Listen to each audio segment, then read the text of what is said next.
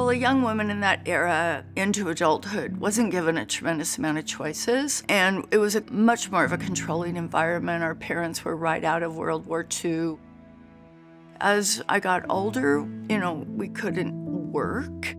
After I finished college, I was doing some interviewing, and I had one interview situation where they said, "Gosh, we'd like to hire you, but you're a woman. We just can't have a woman work here." The hardest thing with a controlling partner is you never know what's going to happen next. And you walk around the house on pins and needles. Is he going to yell? Is he going to come home in a good mood, a bad mood? I wonder what happened at work today. Well, I worked full-time too, so a lot of things could get left undone, that there was expectations to be done, and that came a lot from my own family, but it definitely came from a very controlling partner that didn't see life 50-50. He saw it 100-0. And then I met a very, very kind man. His name is Tom Martin.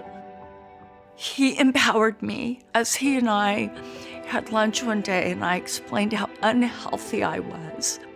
He said, "Well, I never want you to go backwards. I always want you to go forwards, and I'll help you go forward, and I'll never abuse you."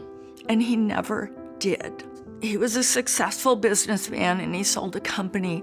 He asked a few of us what we wanted to do with some of the money. So I said, "I'd really like to buy a North County women's shelter and donate it, because we don't have one up here." I don't know at the time I understood that I had to leave my home and go live with another woman and rent her bedroom from her. It wasn't a horrible thing for me at the time, but I realized that other women had to do this, and I didn't want that for other women.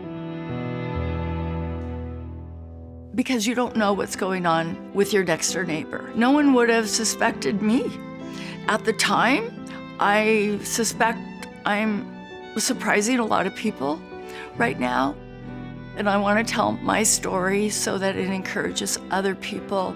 They're in an abusive relationship because they're determined and they're able and they're capable. They just don't realize it. And they don't have the support from their partner. So that's where the community comes in. And they can realize how strong they really are once they remove themselves and have the help.